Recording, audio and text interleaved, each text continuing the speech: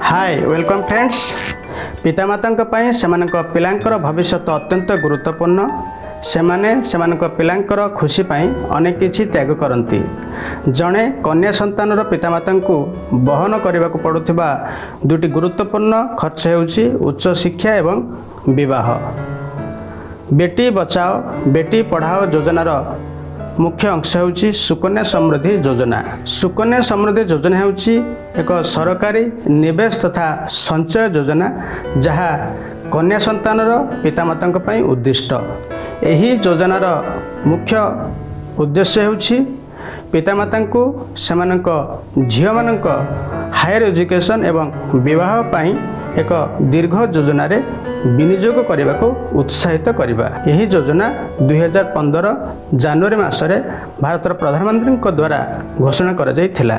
सुकन्या समृद्धि योजनार वैशिष्ट्य यही योजना वर्तमान 8.2% सुधार प्रदान करिथाए एवं प्रति क्वार्टर यही रेट ऑफ इंटरेस्ट रिव्यू कर जाइथाए।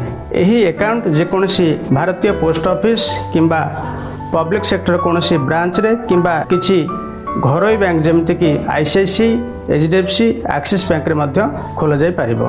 एही अकाउंट झियर जन्म पर ठारू 10 वर्ष बयस पहुँचवा मध्य जेकोसी समय खोल जाई परिबो। प्रति पिला पई केवल गोटे अकाउंट खोल जाई परिबो। एही अकाउंट टी गार्डियन को द्वारा झियो को ना रे खोल जाई परिबो। प्रथमे अकाउंट रे मिनिमम 250 रुपीज डिपॉजिट करबा को पड़िबो एवं पर any amount multiples of rupees 100 deposit करा जाय परिबो। एक आर्थिक वर्ष रे मैक्सिमम रुपीज 1,50,000 पर्यंत डिपॉजिट करा जाय परिबो।